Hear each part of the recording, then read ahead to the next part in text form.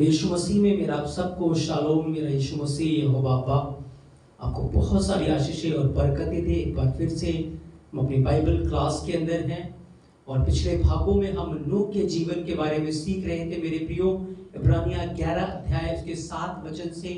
और आज हम इब्रानिया 11 अध्याय उसके 8 वचन से अब्राहम के जीवन के बारे में सीखेंगे, क्योंकि विश्वास के नायकों में अगला जो विश्वास का नायक है बाइबल उसके बारे में बताती है। इब्रानिया 11 अध्याय 8 वचन वो अब्राहम है मेरे प्रियो। और अब्राहम के बारे में बाइबल बहुत कुछ बयान करती है। तो इससे पहले कि आज हम अब्राहम के बारे में सीखेंगे, मैं चाहता हूं कि हम पवित्र भाषा का अंगीकार करेंगे। आप मेरे पीछे बोले आलिफ, बेत, गिमेल, डेलेत, हे, वाव, जाइन, खेत, तेत, योद, काफ, लामेद, मेम, नून, सामेक, आइन, पे, सादिक, कोफ, रेश, शिम, तब। आमेन। तो मैंने आपको पवित्र भाषा यानी कि इब्रानी भाषा, हिब्रू भाषा के 22 अक्षरों को बताया, और इसी 22 अक्षरों के अंदर अब्राहम का नाम भी छुपा हुआ है। अब्राहम के नाम के अंदर बहुत सारी बातों को, बहुत सारे भेद को यीशु मसीह ने, यहोवा अब्बा ने पहले से छुपा के रखा है मेरे प्रियो, जिसको हम आने वाले भागों के अंदर देखेंगे, इब्रानी भाषा से सीखेंगे। पर आज हम अब्राहम के जीवन के बारे में सीखेंगे, क्योंकि इब्रानिया 11 अध्याय 8 वचन के अंदर लिखा है, विश्वास ही से अब्राहम जब बुलाया गया तो आज्ञा मानकर ऐसी जगह निकल गया जिसे विरासत में लेने वाला था, और यह नहीं जानता था कि मैं किधर जाता हूं, तो भी अब्राहम निकल गया। हम इब्रानिया 11 अध्याय को पढ़ रहे हैं, और इब्रानिया 11 अध्याय जो है वो विश्वास के नायकों के बारे में बयान करता है, विश्वास के योद्धाओं के बारे में बयान करता है। लेकिन अब्राहम जो है वो विश्वास करने वालों का पिता है मेरे प्रियो। अब्राहम जो है वो विश्वासियों का पिता है, यानी कि अब्राहम का जो विश्वास है वो सबसे ऊपर है। बाइबल बयान करती है कि अब्राहम ने जैसे यहोवा के ऊपर विश्वास किया, उसका जो विश्वास था वो सबसे बड़ा था मेरे प्रियो, और विश्वास के द्वारा ही हम अब्राहम के वंशज हैं, हम उसकी संतान हैं मेरे प्रियो। क्योंकि अब्राहम ने यहोवा पिता के ऊपर, यहोवा अब्बा के ऊपर ऐसा विश्वास किया कि उसे सब राष्ट्रों का पिता ठहरा दिया गया। सारी कुल, सारी जातियां आज अब्राहम के कारण आशीष पा रही हैं, अब्राहम के कारण। मेरे प्रियो, अब्राहम के जीवन के बारे में बाइबल बहुत कुछ बयान करती है। मैं आज आपको अब्राहम के जीवन के बारे में कुछ बातों को बताऊंगा, क्योंकि जब आप उत्पत्ति 12 अध्याय उसके पहले वचन को पढ़ेंगे तो बाइबल बयान करती है, जब अब्राहम की आयु 75 साल की थी तब यहोवा ने उसको बुलाया। तब यहोवा ने उसे आवाज दी कि अब्राहम, अपने देश को, अपने माता पिता को छोड़कर जो स्थान में तुझे दिखा रहा उस स्थान के ऊपर तू निकल पड़, तू वहां चला जा। लेकिन मेरे प्रियो, बाइबल अब्राहम के जन्म के बारे में चुप है। क्या 75 साल से पहले भी तो अब्राहम के जीवन में कुछ बातें हुई होंगी? एक डायरेक्ट वो 75 साल का हो गया और बाइबल में उसके बारे में लिख दिया गया? उसकी बाकी आयु का क्या, उसके जन्म का क्या, उसके 75 सालों का क्या? उस 75 साल के बारे में अगर हमें जानना है कि अब्राहम के जीवन में क्या बातें हुई, तो हमें यशायाह की किताब को पढ़ना पड़ेगा। हमें जुबली की किताब को पढ़ना पड़ेगा, क्योंकि ये अब्राहम के इतिहास के बारे में बताते हैं, अब्राहम के जन्म के बारे में बताते हैं मेरे प्रियो। पहले ये किताबें बाइबल के अंदर ही थी, क्योंकि जब आप यहोशू की किताब को पढ़ेंगे वहां यशायाह की किताब का बयान किया गया है कि यदि आपको और जानकारी चाहिए, यदि और आप पढ़ना चाहते हैं तो यशायाह की किताब को पढ़ें। तो आज मैं आपको बताऊंगा कि अब्राहम का जो जन्म था वो बहुत अद्भुत था मेरे प्रियो। ऐसे ही अब्राहम विश्वासियों का पिता नहीं है, ऐसे ही उसने राजाओं को नहीं हरा दिया। मेरे प्रियो, अब्राहम जो है वो शेम के वंश से है। शेम का वंश जो था वो धर्मी वंश था। और अब्राहम का जब जन्म हुआ, उसके पिता का नाम तेरा है।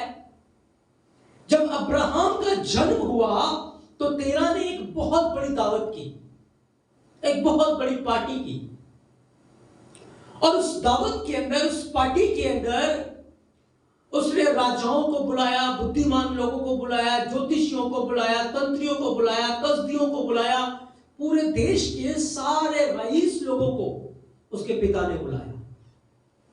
और जब दावत चल रही थी, जब खाना पीना चल रहा था, खाना पीना हो रहा था, दावत हो रही थी, सबने भरपूरी से खाया। और खा पीकर जब वो बाहर निकले तो कुछ ज्योतिषी उनके अंदर थे। और उन ज्योतिषियों ने स्वर्ग की ओर देखा, आकाश की ओर देखा कि बहुत सारे तारे हैं, आकाश में बहुत सारे तारे हैं। और उन्होंने देखा कि उन बहुत सारे तारों में से एक तारा उदय हुआ। बहुत सारे तारों में से एक तारा उदय हुआ। और जो तारा उदय हुआ उसने जाकर सारे तारों को निगल लिया, एक के बाद एक, दूसरा, दूसरे के बाद तीसरा, चौथा, पांचवा, और सारे तारों को, वो जो नया तारा उदय हुआ था वो सारे तारों को क्या कर रहा था? निगल रहा था। और जब उसने सारे तारों को निगल लिया तो वो जो तारा उदय हुआ था वो बहुत विशाल हो गया, वो पूरे आकाश मंडल में फैल गया।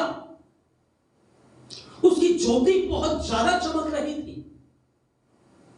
इतना विशाल तारा, इतना ज्योतिमय तारा, पूरे ब्रह्मांड के अंदर, पूरे आकाश मंडल में बस वही तारा नजर आ रहा था। तो जब ज्योतिषियों ने देखा वो बहुत डर गए, बहुत घबरा गए, वो बहुत घबरा गए। उन्होंने, क्योंकि इस बात को जान लिया कि जो तारा उदय हुआ है ये तारा और कोई नहीं, ये तारा अब्राहम है। हालेलुया। ये तारा कौन है? अब्राहम है। और बाकी जो तारे हैं वो पृथ्वी के बहुत सारे हुकूमतें हैं, बहुत सारे राज्य हैं, राजा हैं। तो उन्होंने उसके जन्म के पश्चात ही, जन्म के समय ही इस बात को देख लिया कि एक दिन अब्राहम रूपी तारा सारे तारों को निगल लेगा। एक दिन अब्राहम का वंश, अब्राहम की जो कौम है, वंश है, वो सारी पृथ्वी की अधिकारी हो जाएगी। उसके अधीन में पूरी पृथ्वी को यहोवा उसके अधीन कर देगा। हर राज्य को, हर हुकूमत को अब्राहम के अधीन कर दिया जाएगा। हालेलुया।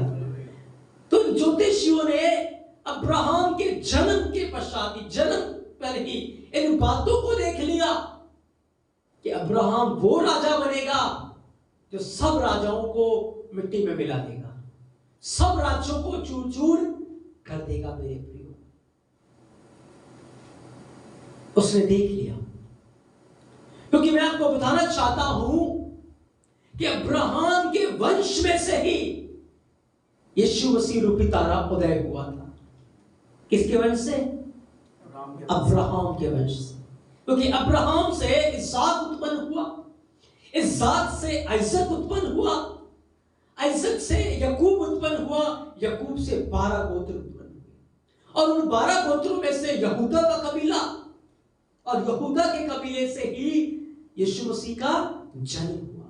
तो यीशु मसीह रूपी ऐसा तारा है जो पृथ्वी की सारी हुकूमतों को, बाइबल बयान करती है, मिट्टी में मिला दिया।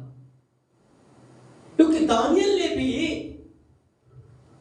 जब नबूकदनेस्सर राजा को सपन का अर्थ बताया तो क्या बताया? एक छोटा पत्थर बिना किसी के खोदे अपने आप उठा और मूर्ति के पांवों के ऊपर गिरा, और जब गिरा तो मूर्ति धूल में बदल गई, उसका पता भी नहीं लगा।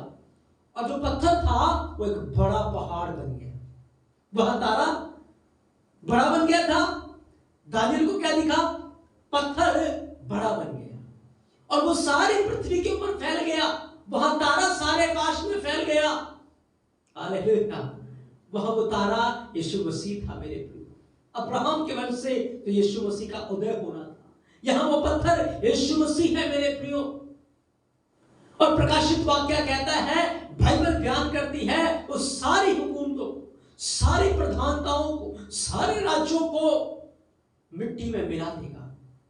वो उन्हें चूर चूर कर देगा मेरे प्रियो। सारी प्रधानताओं को, सारी हुकूमतों को। और ये बात उन्होंने पहले ही देख ली कि एक दिन अब्राहम के वंश से वो तारा उदय होगा, वो अब्राहम के नाम से उत्पन्न होगा, तो सारी पृथ्वी की हुकूमतों को खत्म कर देगा मेरे प्रियो। तभी तो धर्मी लोग आकाश में तारों की मानक चमकेंगे। आकाश में जितने तारे होंगे वो कौन से तारे होंगे? अब्राहम का वंश होगा। हालेलुया। और कोई वंश आकाश में नहीं होगा। कौन सा वंश होगा? अब्राहम का वंश होगा। जब नया आकाश नई पृथ्वी होगी तो पृथ्वी के ऊपर और कोई वंश नहीं होगा। कौन सा वंश होगा? अब्राहम का वंश होगा। क्योंकि पापी अधर्मी लोग उस राज्य में प्रवेश नहीं करने पाएंगे, पर अब्राहम का वंश आकाश का अधिकारी हो जाएगा। अब्राहम का वंश पृथ्वी का अधिकारी हो जाएगा मेरे प्रियो। ये बातें ज्योतिषी देख रहे हैं, और जब वो देखे, उन्होंने देखा, वो बहुत डर गए, बहुत भयभीत हो गए, और उन्होंने जाकर उस समय के राजा निम्रोद को ये सारी बातें बता दी। तो जब निम्रोद ने इस बात को सुना, निम्रोद डर गया कि मेरे रहते हुए राजा कैसे पैदा हो गया। अगर राजा पैदा हो गया तो मेरा राज जो है वो क्या हो जाएगा? खत्म हो जाएगा। उसको डर सताने लगा, उसके ऊपर भय छा गया, और उसने तेरह को बुलाया, क्योंकि तेरह उसका बहुत विश्वास योग्य सेवक था। तो तेरह को बुलाया, तेरह को कहा, अब्राहम जो तेरा पुत्र है, तेरा बेटा है, वो तू मुझे दे दे। उसके बदले में मैं तुझे बहुत सारा सोना, बहुत सारा चांदी मैं तुझे दूंगा। तेरा बहुत समझदार था। तेरा बहुत समझदार था। तो तेरा ने निम्रोद को एक स्टोरी सुनाई। उसने उसको एक बात कही और कहा, आप ही बताओ कि मैं क्या करूं।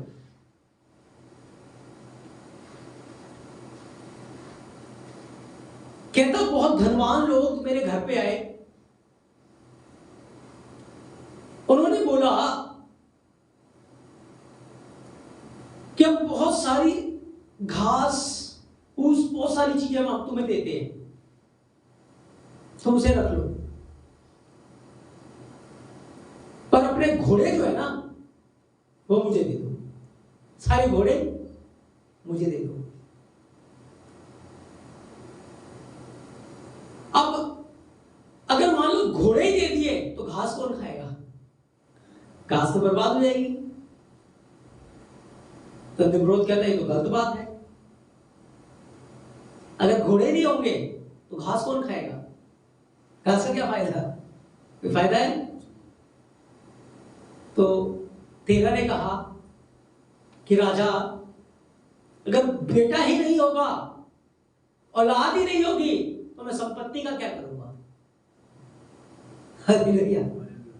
निम्रोद को गुस्सा आया, ये तो मुझे ही फंसा रहा है, ये तो मुझे ही मक्खन लगा रहा है, ये तो मुझे भी बेवकूफ बना रहा है। जब तेरह ने देखा वो बहुत गुस्सा हो गया, उसने कहा मुझे 2 दिन का टाइम दो, मैं अपना बेटा तुम्हें दे दूंगा। तब जब वो अपने घर गया तो अब्राहम के ऊपर मौत का खतरा मंडरा रहा था। अब्राहम के ऊपर मौत के बादल मंडरा रहे थे। आपको पता है जब मूसा का जन्म हुआ था क्या हुआ? उसको मारने के लिए लोग तैयार थे। जब यीशु मसीह का जन्म हुआ, हेरोदेस राजा ने क्या किया था? उसको मारना चाहता था। यहां अब्राहम का जन्म हुआ, अब्राहम को भी लोग क्या करना चाहते हैं? मारना चाहते हैं। धर्मी वंश को हमेशा लोग मारना चाहते हैं, लेकिन याद रखें धर्मी वंश की यहोवा रक्षा करता है। धर्मी वंश की यीशु मसीह रक्षा करता है। कोई भी उन्हें मार नहीं सकता, वो रक्षा करता है। हालेलुया। इस प्रकार अब्राहम का जो जन्म था बड़ा अद्भुत था। तो उसके बेटे हारान ने तेरह को एक सलाह दी कि अपनी दासी का बच्चा ले ले, वो ले जाकर उसको दे दे। उसको क्या पता लग रहा है कि अब्राहम है या दासी का बच्चा है? हालेलुया।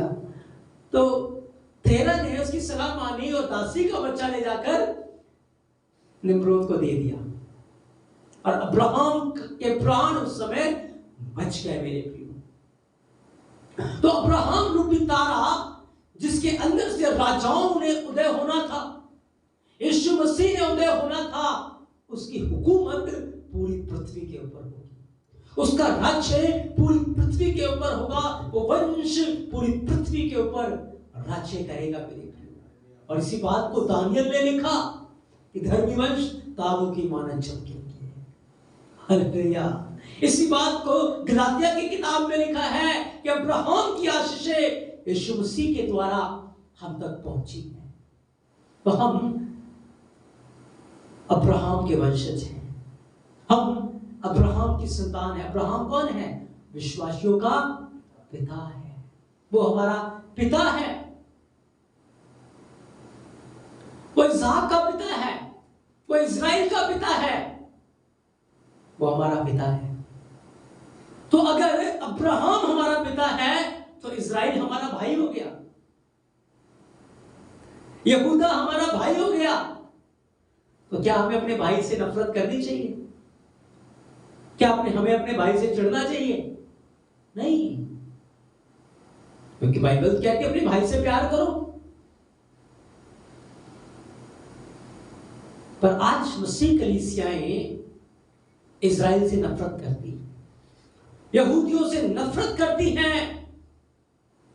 हमें नफरत नहीं, हमें प्यार करना है। Hallelujah, hallelujah. तो अब्राहम का जन्म इतना अद्भुत था मेरे प्रियो। और अब्राहम के जन्म के पश्चात जब अब्राहम बड़ा हुआ तो क्योंकि उसका जो पिता था वो तो मूर्ति पूजक था, उसका बिजनेस मूर्ति बनाने का था, मूर्ति बेचा करता था, बना बनाकर क्या बेचता था? मूर्तियां बेचता था। पर अब्राहम के अंदर एक खलबली मची हुई थी कि ये जो मूर्तियां हैं ये परमेश्वर नहीं हो सकती, ये एलोहिम नहीं हो सकती जो आकाश और पृथ्वी को बनाने वाला है। वो आकाश को देखता था, तारों को देखता था, समुद्र को देखता था,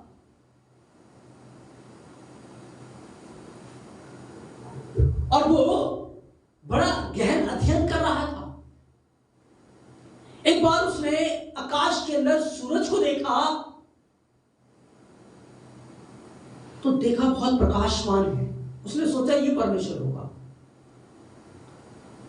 पर उसी समय बादल आ गया। तो जब बादल आया सूरज छुप गया, तो उसने सोचा बादल होगा।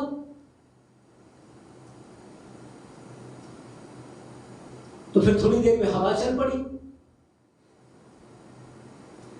थोड़ी देर में तो बादल गायब हो गए। हालेलुया। तो उसने सोचा क्या होगा, हवा, पर हवा किसी के कंट्रोल में है।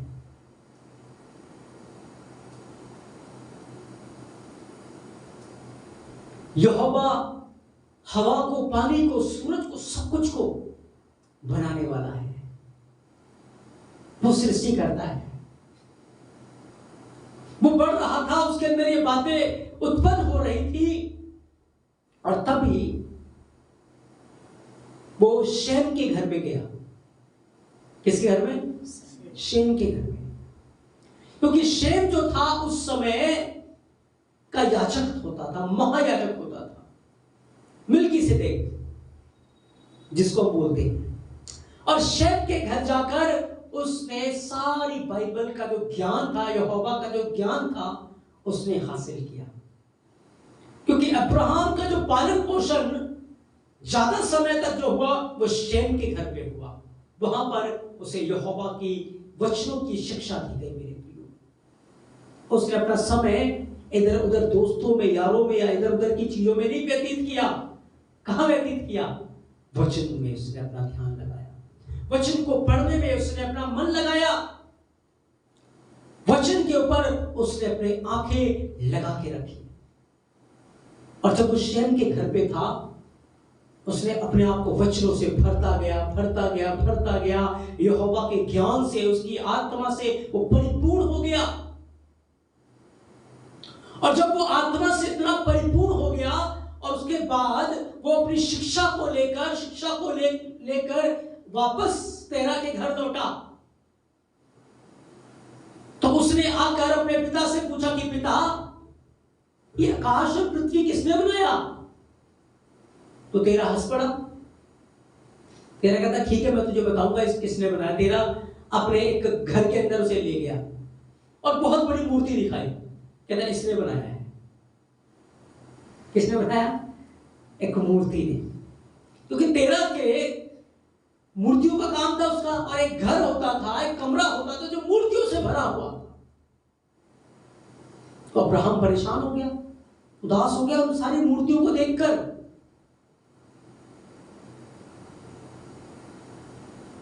तो एक दिन उसने पता है क्या किया?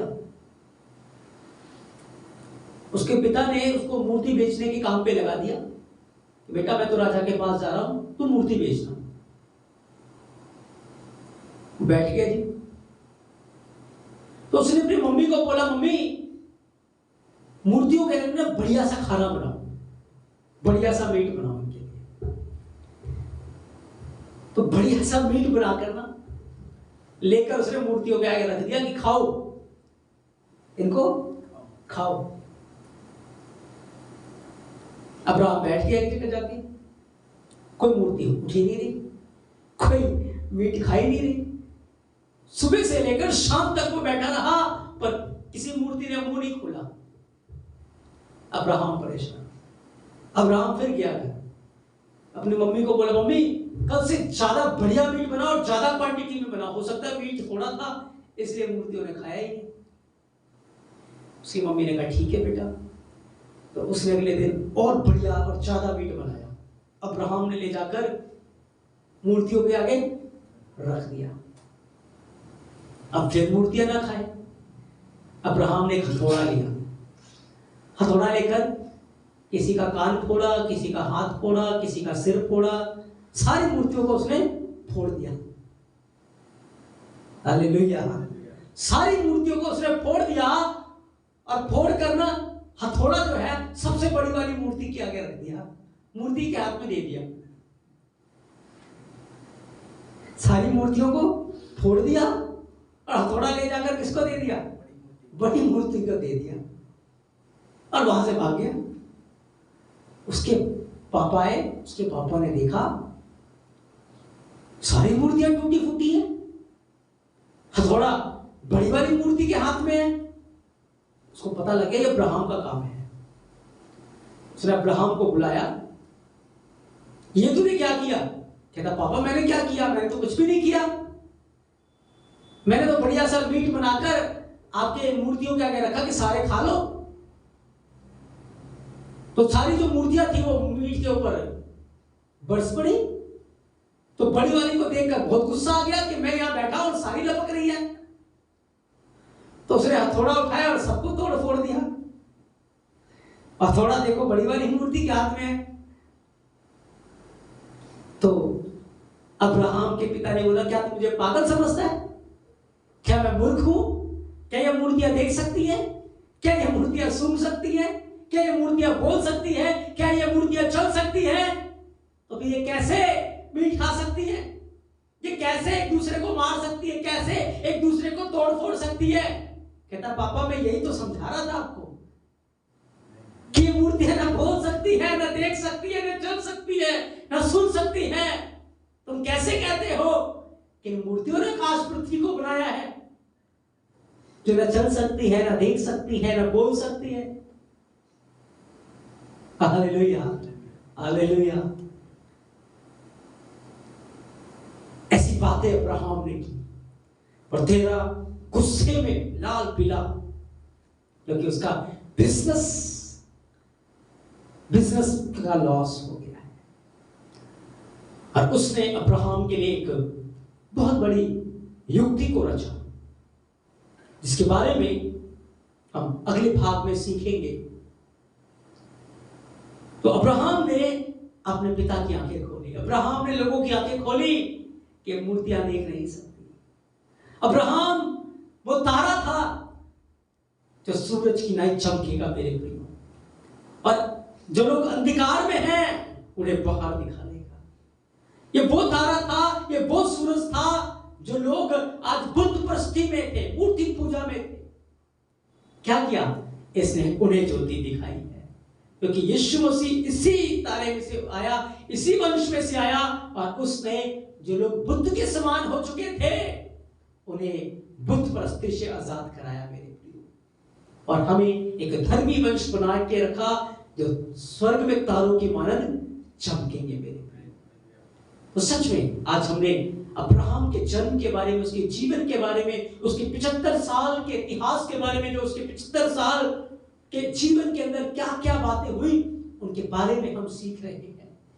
ऐसे ही अब्राहम निकल नहीं पड़ा, जिसके विषय में बाइबल बताती है।